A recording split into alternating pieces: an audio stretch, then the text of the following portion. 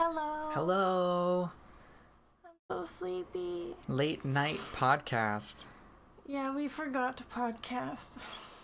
I was streaming on Twitch and I ended up going for like 6 hours and didn't finish streaming until like 12:40. And I fell asleep at like 10:30, so. Yeah. So here we are doing a nice like night cast as usual. A nice comfy cast. Nice comfy cast. Yeah. We missed last week. It was Easter. We took Easter off. Yeah. How was your Easter, if you celebrate Easter? Yeah, let us know in the comments how your Easter was. We just had a turkey and ate chocolate. Yeah, pretty much. But we didn't eat chocolate on Easter. We waited until the next day when it was on sale. And then we got eggies. Eggies. Yeah. It's been a while since I had any like chocolate like that, you know? I feel like when I was a little kid, my parents would always put out a lot of candy. That was what we did. We didn't hunt for eggs, really. We hunted for candy, and we would just like, they'd hide it all over the house, and we'd pick it up and eat it. And we're not really religious, but it'd just be about like finding the chocolate eggs. And I remember one year in particular, my parents made the mistake of putting the eggs like on in a trail on the floor, and our dog got into it.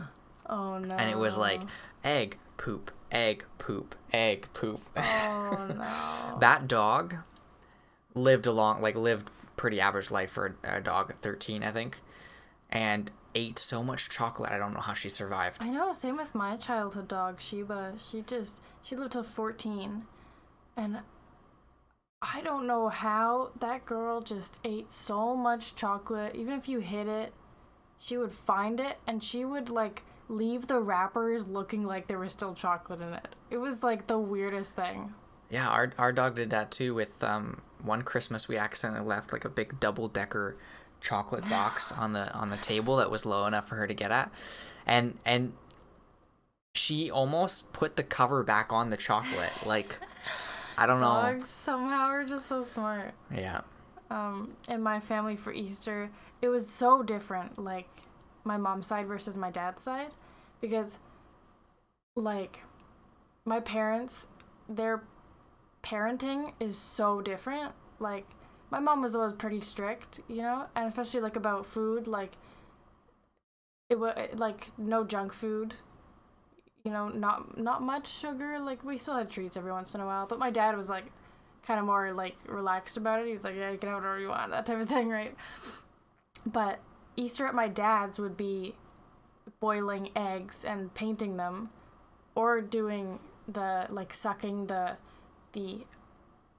not boiled egg out of the shell and then painting that, which was really hard because it's like an empty shell, so it was really delicate. Yeah. And then at my mom's it was chocolate egg hunt. So it's kind of like the opposite of like I'm only realizing that now, that it's the opposite of like what you would actually expect. But I mean, both are fun. I always wanted chocolate, of course. Yeah, me too.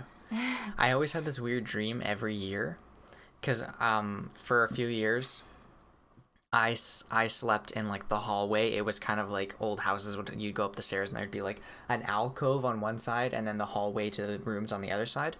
And so I slept in that alcove, and I realized for a few years I would always have the same dream, which would be like, it would be like sounds crossing, and it was my parents going up and down the stairs on funny. Easter, right? And sometimes I had that dream around Christmas time too, Yeah. or on Christmas. But I figured that out later on. I was like, I was just like half awake and I was hearing my parents go up and down the stairs, and it was like you know, like a sound visualizer, but it would like visually by the sound passing by. My mom would hide the eggs and then lose them. Like she didn't know where she hid them, so she's like, I think you got them all. But then for like the next month we like find them, and then like one of the times she made sure to like write down where she put all the eggs so that she wouldn't forget, because like sometimes you find them because you like step on one, you know, that type of thing. Yeah. And she still somehow forgot. And we still found them later. That happened to us too, because like I grew up in like a pretty big old house, right? Yeah. So it's like after a while, I think my parents realized to not hide anything in the basement. Oh, yeah. And not hide as much, like, upstairs. Like, just keep it to, like, the main floor. Yeah. Because, like, we'd be in the basement, and I'd open up a cupboard that, like, we don't go in very often, and I'd find, like, a couple chocolate eggs. I'm like, how old are these? Yeah. Because sometimes it's, I like... think it's just Easter things. That Yeah. was to everybody. Yeah. That's funny. That's awesome. Yeah. Anyways, today we wanted to talk about underrated movies, right? Yeah, I started thinking about Attack the Block, which is just, honestly, it's like, I think about it and I'm like, that's like one of my favorite movies. I've only seen it like 3 times, but I just freaking love that movie. It is so good. And whenever I like talk about it, people are like, what's that? Like, no one knows what it is. Or then if somebody like knows what it is, they're like, oh yeah, that movie's okay. I'm like, what? This movie's so good. Mm-hmm.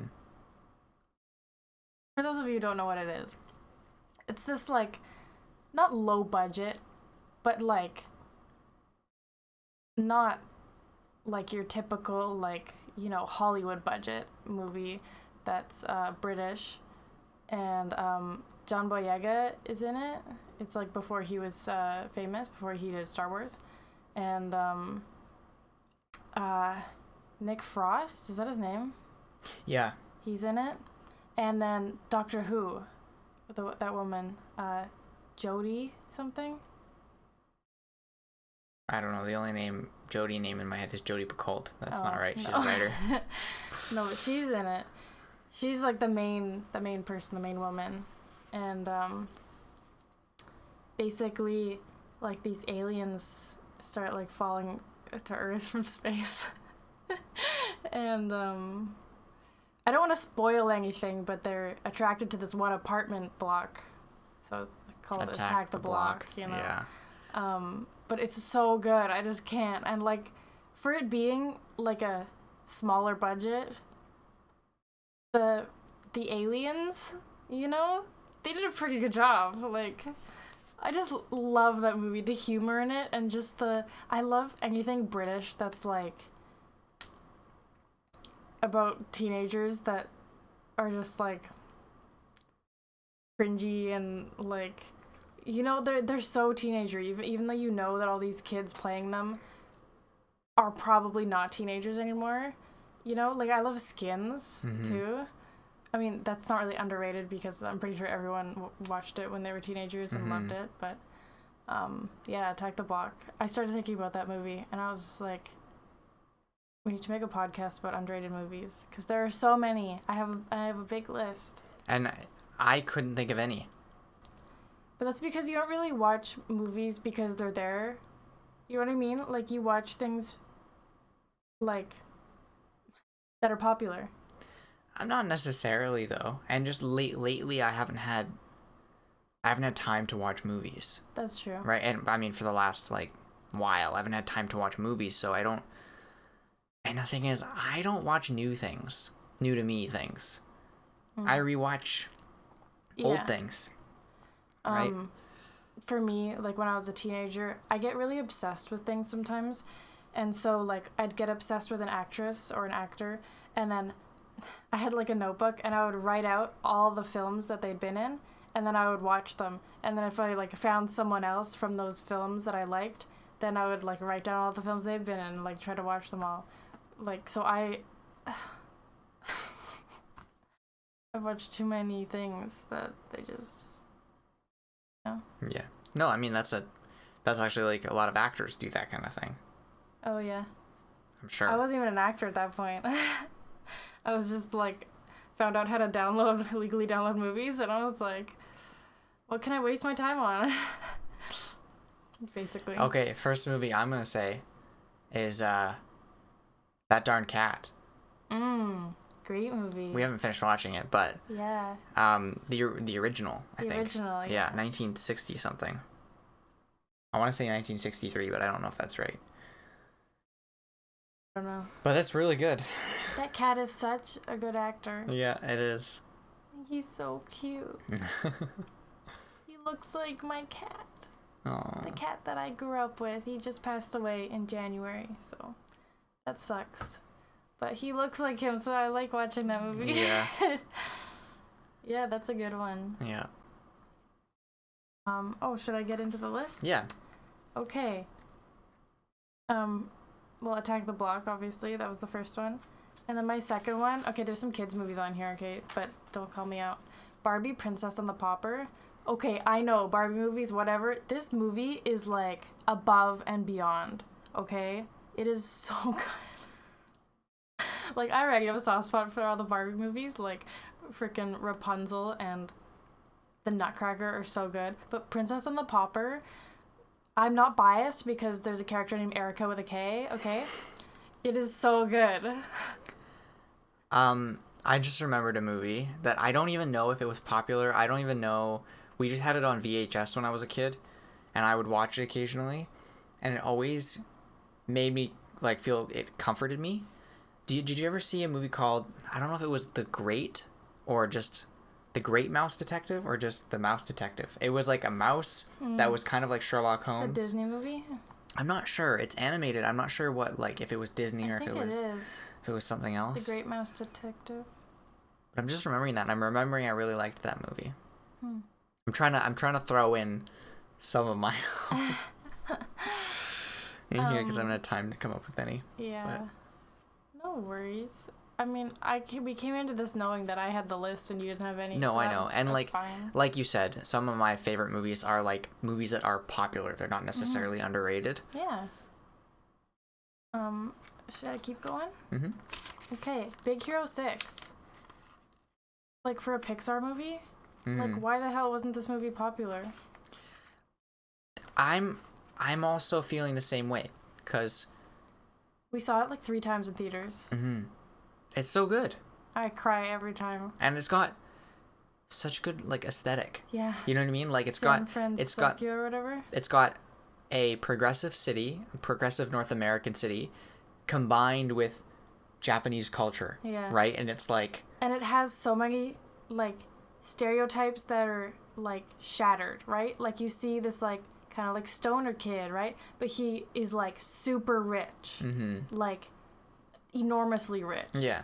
Whereas usually it's, like, portrayed as, like, poor, right? You put polar opposites in one character, right? And then the super girly blonde girl, she's, like, super into science and really smart. Yeah. But she still has that kind of, like airy, girly personality. Yeah. Yeah. It just broke so many barriers. Why wasn't it popular? It Apologies for the loud noise. Mad. No apologies here from me.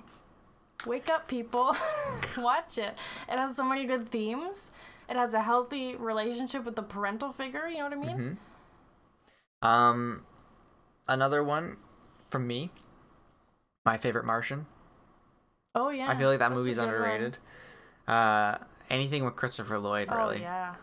Man. Yeah. Absolute legend. I'm here like, this is why this movie is underrated. This and this and this and this. And you're just like, this movie? Because? Because. I know. Well, but that's the thing is, I can actually say it's underrated because it's not popular anymore. Right? It's... But was it ever that popular? I actually don't know. Because that's the thing. I went through, like, lists online because I was trying to fill up my list. And I was looking at lists and I was like, but this was so popular when it came out, you know? Like, does that count as underrated? Because I feel like if it does well in the box office, or if, like, it didn't do well, but then it became this, like, then it's not underrated, you know? I can't remember what I was watching. I was watching a stream or something one day recently, and someone was talking about how, like, they overdid it with the Pirates of the Caribbean movies, but the first one is actually a good movie. The first one is so good. Like, it's a good movie. And the second one's pretty good too, but after that it just gets But then it's just weird. like, they're just trying to pump out movies, right? And then they introduce this girl, and then she's Barbossa's daughter. And it's like, but like, of like all the millions of people in the world, like they just somehow it's just like, come on. Yeah. They somehow meet each other and then they know, it's just, and the acting in it is just, oh my god. I mean, no, it's fine, but you know what I mean? This first one was amazing. And it was inspired by a freaking ride. Yeah. Like, that blows my mind. Yeah. Someone can look at a ride and be like, I can make a movie out of that. And they make this freaking masterpiece. That is Pirates of the Caribbean. My dad rode the ride the year it opened.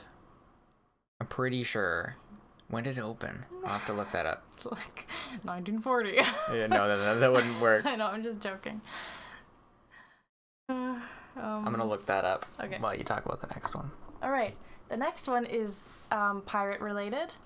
Sinbad, the animated kids movie with Brad Pitt. Yeah, that's a good movie. I love that movie so much. Not just because it, like, I don't know, shaped, like, I don't even know how to say this. My attraction to certain people, you know what I mean? Brad Pitt, Okay, sorry, going back, at Disneyland, the first one, my dad could have gone on it the year it opened, because it opened in 1967. Holy that's when my dad was born. My dad was 17. Your dad's 17 years older than my dad. Wow. Your dad could have had my dad. That's funny. My dad could have been your dad's dad. That's so funny to think about. It's so interesting how people... I love seeing people our age, like their age of their parents, because it's so different. Like, Caitlin, my best friend, her mom is so young. Like, I'm like, how is your mom that young? You know what I mean? Yeah. Like, it's crazy. Because, like, my mom had me when she was 36. So that's, like, I mean, it's not old, but, like, it's considered My old. mom had me when she was 40. Yeah. But then some people had kids at, like, 18, right? Yeah. So that's a big difference. Yeah. Yeah, exactly. 18 times 2 is 36, right? Yeah, so there you go. Anyways, oh yeah, Sinbad. Okay. The villain, I can't remember her name right now. Black hair, Michelle Pfeiffer. The character name? Yeah. Oh, I haven't seen the movie enough times to be able to know. Okay, she's so good. Yeah. Like, such a good villain. You guys just gotta watch it. Man, that movie is so good. Talk about strong female characters. There is not one weak female character in that whole film. Man. Okay, anyways. Shutter Island is the next one. Oh, yeah, I've only seen that movie once, and it was a long time ago. I really liked that movie. I'm not one for, like, psychological thrillers. Squeaky chair. What? I just thought of a movie. It's not necessarily an underrated movie, but I want to shout it out in a way. 1408 with John Cusack. I have a weird, like, fond memory of this movie because my sister, I think it was her 13th birthday, invited all her friends over and they watched it. And it's like, it's supposed to be a scary movie, but I mean, it's about a haunted hotel room with John Cusack, right? Like, it would have only been better if it was Nicolas Cage. Oh, I have another one to put on the list. But anyways, I want to shout it out a little bit because it's just one of those movies that you look back on, you go, that was made. Oh yeah. There's actually something that I want to talk about in a podcast. I think maybe we can do it next week. But it's also movie related. I don't know. Ooh, maybe I can kind of combine it into Gig Explains. That type of thing. Yeah. Remember, I don't know if you guys remember the first one, but that was so fun, especially for me. I don't know about you. I don't even remember doing it. Oh. It was like me asking you questions and you had to explain it to me. Did we do that? Yeah. Oh, I thought we had just talked about doing that, and I'm tired. I don't remember what we've done, what we haven't done. But I want to do another one because there's actually like a kind of like weird conspiracy thing that I want to talk about. Okay. That has to do with like Hollywood and stuff. So I'll just have to try to not forget. But yeah. Anyways, what was I talking about? Shutter Island. Leonardo DiCaprio. I mean, he's just amazing in everything. I can't remember who else is in that movie, but I feel like everyone in that movie is so good. And they just did a really good job at like setting it up so that you're genuinely, I mean, at least me, like I'm really good at guessing endings of movies, and just like I find it hard to watch some movies because they're so painfully obvious. Like they're trying to be sneaky about it, but you know what's gonna happen, and it's like, just get there already, you know. But this movie, I didn't see it coming. Which, like, in hindsight, I'm like, I should have seen it coming. Maybe it was, like, the time, you know? Because I think it came out in, like, 2011. That's 9 years ago. That's crazy. But, yeah, I thought it was a really good movie, and I never hear anybody talk about it. I feel like if it's going to be between that and Inception, like, obviously Inception was a way bigger movie. Yeah. What's the next one? Oh. King Kong.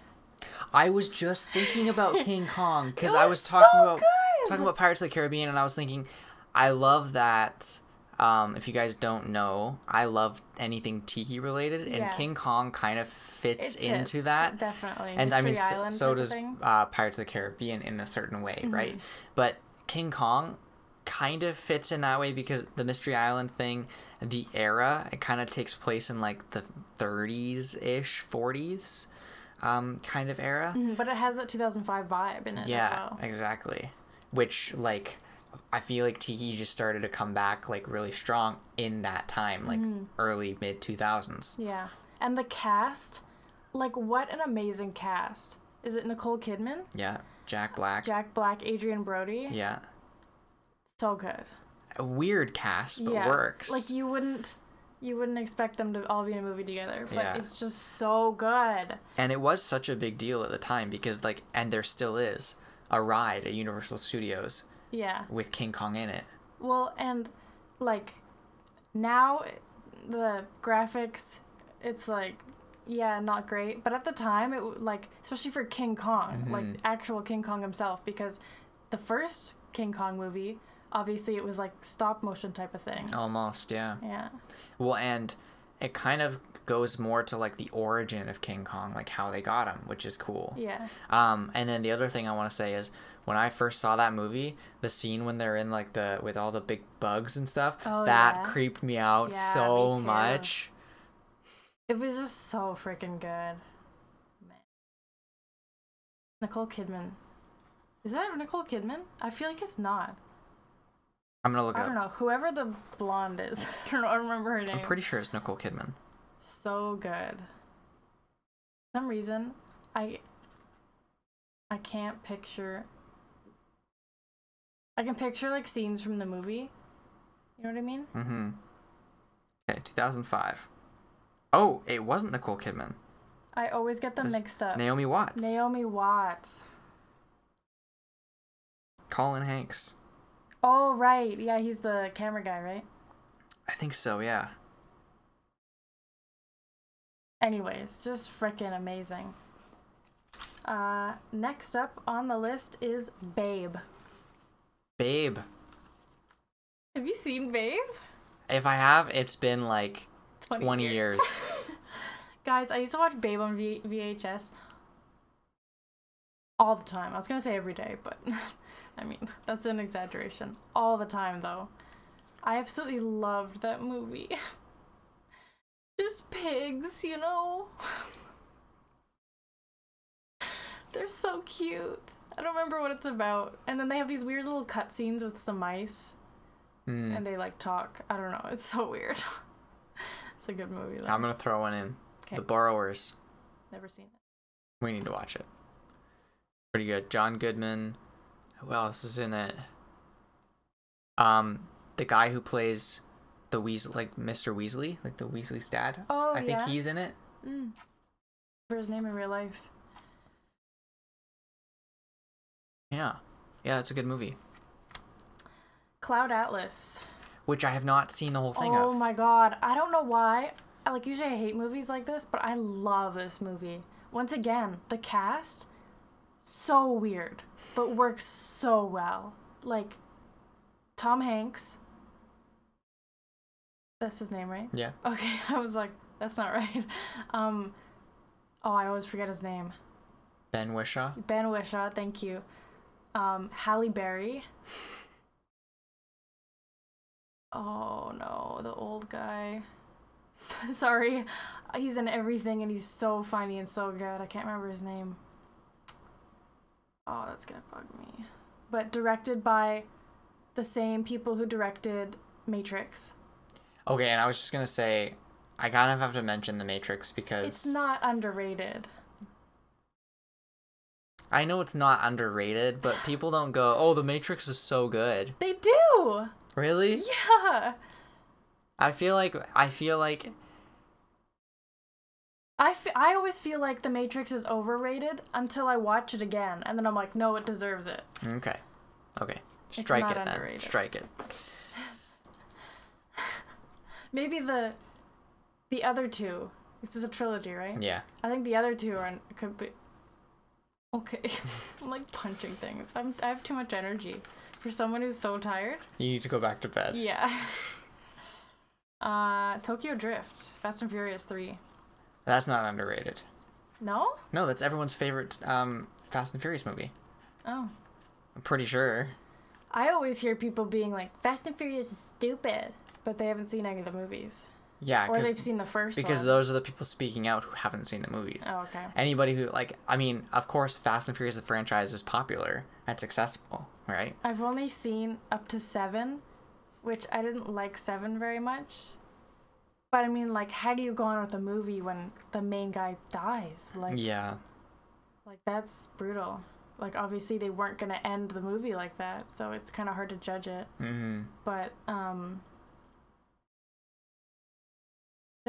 Tokyo Drift. Okay. I understand where you're coming from about it being underrated, because it doesn't fit in with the rest of the movies. Yeah. Right? But you could actually take it out of the franchise and have it as a standalone movie, and it would be just as good. And even though it's so 2000s, I feel like it's timeless. Well, and the cool thing is, I mean, if you haven't seen any of the Fast and Furious movies, sorry, spoilers, but it takes place in the future. Yeah. Right? Which is like, it kind of makes sense, because when I watch this movie, I'm like, how do all these young people who don't have a lot of money afford to be able to, like, build these cars? And then I'm like, right, it makes sense that it's the future, because these are old cars that you can get, in, relatively speaking, a dime a dozen if you're a mechanic, right? Well, and in Japan. Like, they don't like used cars. Yeah. So, whoever decided to come up with the fact that it's the future and all this other stuff is, like, genius. Yeah. Right? Like, people were like, oh, it's a cop-out? No. No. So, all of that is what makes it underrated for what it is. Yeah. Because it's underrated for what it is, but as in the Fast and... Okay. Here we go. In the franchise, it's not underrated. Mm-hmm. But as a film on its own, it's underrated. Okay.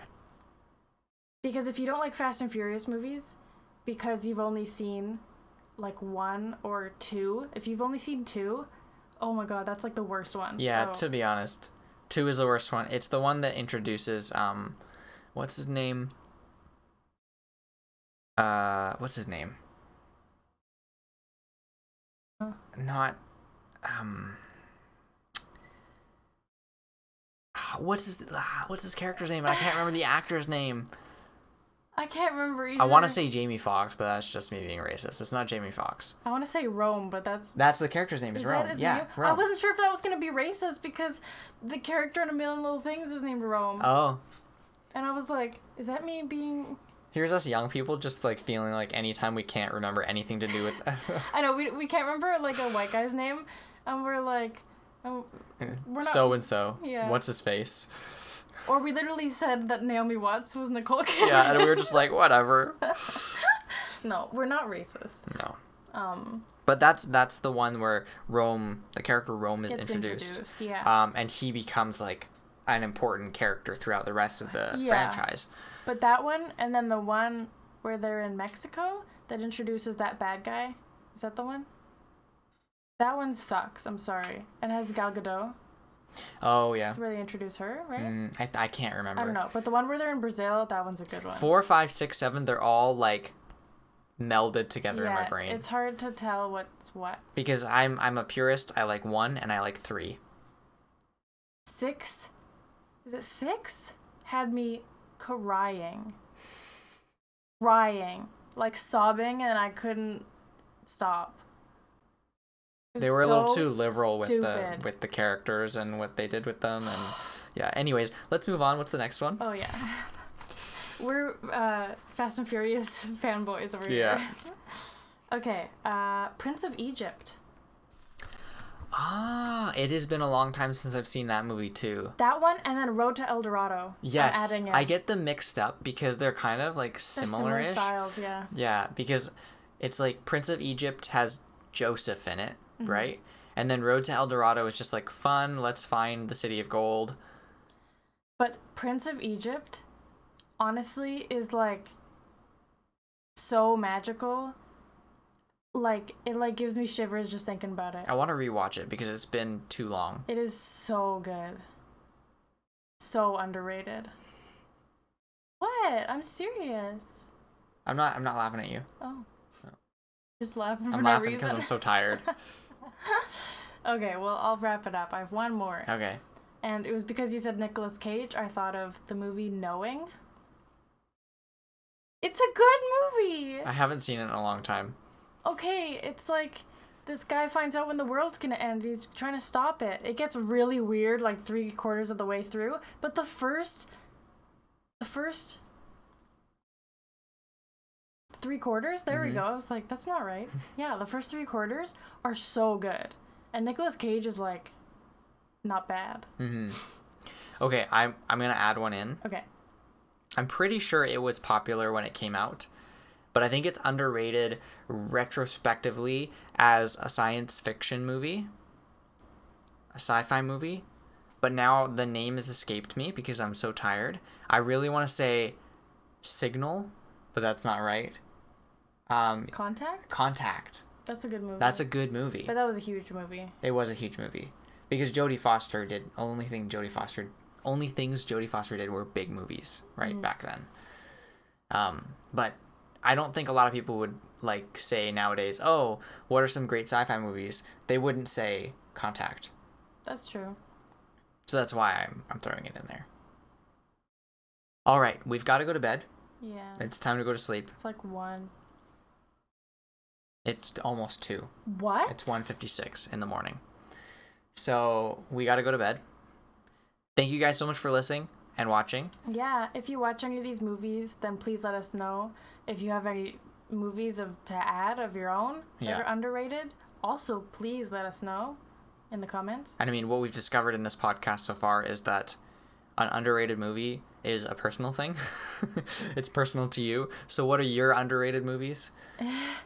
Because we didn't agree on a couple of things. Yeah. But I just find, like, for me, it was like, what movies do I love that when I talk to other people about them, they either don't know what it is or they don't like it?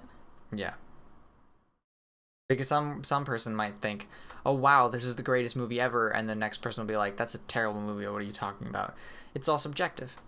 I just want to add that Big Hero 6 is about, like, dealing with grief and stuff like that. And it's just a really good movie, okay? If you're going to watch anything from the list, watch that. Yeah. All right. Well, thanks for hanging out with us again. And we can't wait to see you in the next one. Yeah. All right. Bye. Bye.